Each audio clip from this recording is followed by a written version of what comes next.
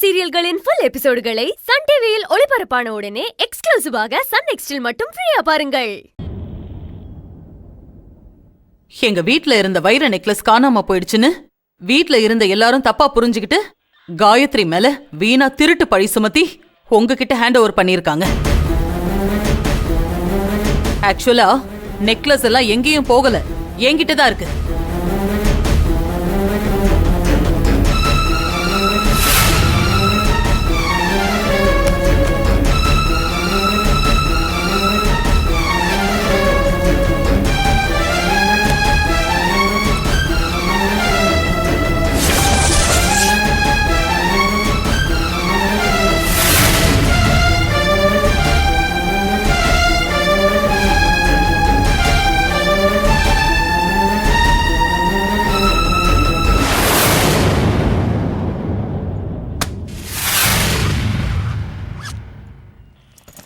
நான் என் மருமக தியா கிட்ட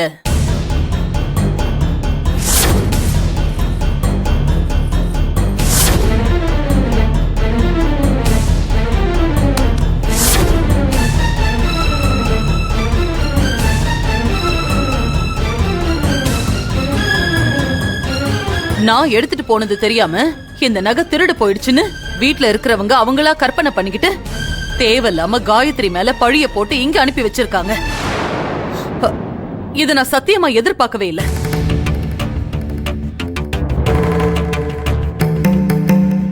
நாங்க வீட்டுக்கு வந்ததுக்கு அப்புறம் தான் இந்த நகையை நாங்க எடுத்துட்டு போன விஷயமே வீட்ல இருக்கிறவங்களுக்கு தெரியும். தப்பு நடந்து போச்சு. I am very sorry. Gayathri மேல எந்த தப்புமே இல்ல. நல்ல வேலை மேடம், சரியான நேரத்துக்கு வந்தீங்க.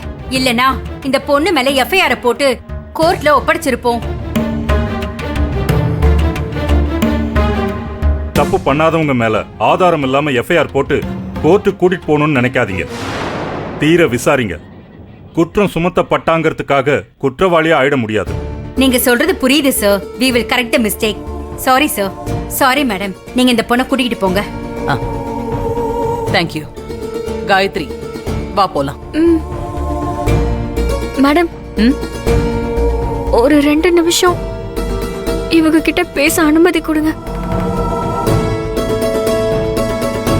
உனக்கு பேசுறதுக்கு உரிமை இருக்கு, நீ தாராளமா பேசலாம்.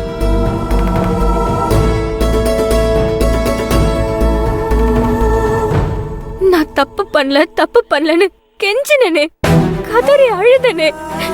கடைசி வரைக்கும் அது உங்க காதுல விழவே இல்லல்ல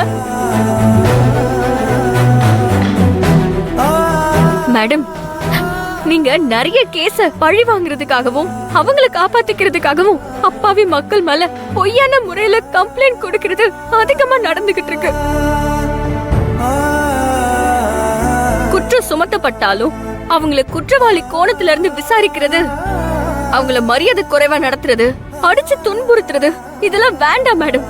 எதுவா இருந்தாலும் தீர விசாரிச்சு ஒரு முடிவுக்கு வாங்க. அந்த நகையை நான் தான் எடுத்தேன்னு சொல்லி அவங்க என் மேல கம்ப்ளைண்ட் கொடுத்தாங்க. அது உண்மைன்னு நம்பி என்ன ஒரு பொண்ணுன்னு கூட பார்க்காம அடிச்சு சித்திரவதை பண்ணீங்க. இப்போ நான் நகையை எடுக்கலன்னு நிரூபணம் ஆயிடுச்சு. என்ன அடிச்சு துன்புறுத்தினதுக்கும் என் மேல கேஸ ஃபைல் பண்ண முயற்சி பண்ணதுக்கும் நான் உங்க மேல என்ன மேடம் நடவடிக்கை எடுக்கட்டும்? ஒரு நிரபராதியான என்ன நீங்க அடிக்கலாமா மேடம்? நான் நினைச்சா இப்போ எனக்காக நீதி கேட்டு உங்களை என்ன வேணாலும் பண்ணலாம்.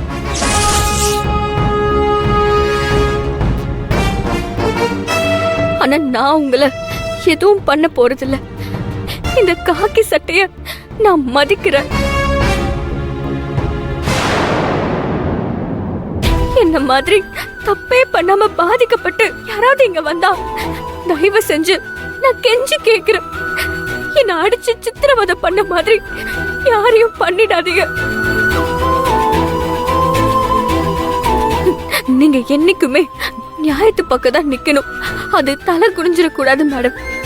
சாரிமா, இனிமே இந்த மாதிரி நடக்காது.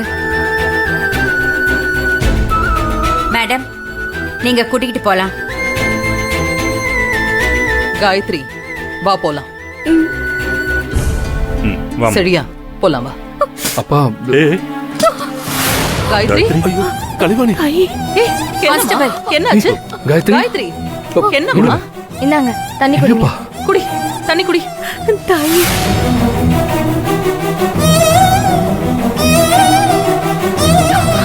நீ ஓகேவா? எழுந்துருமா ப்ளீஸ், கொஞ்சம் ஹெல்ப் பண்ணுங்க. பாத்து மது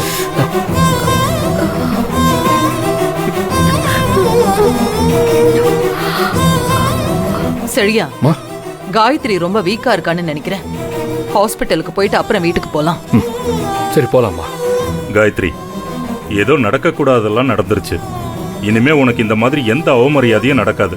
அதுக்கு நான் உத்தரவாதம் தரேன். வாமா போலாம்.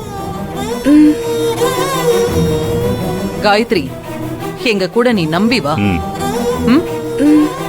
வா வா. வாமா, மெதுவா வா. வா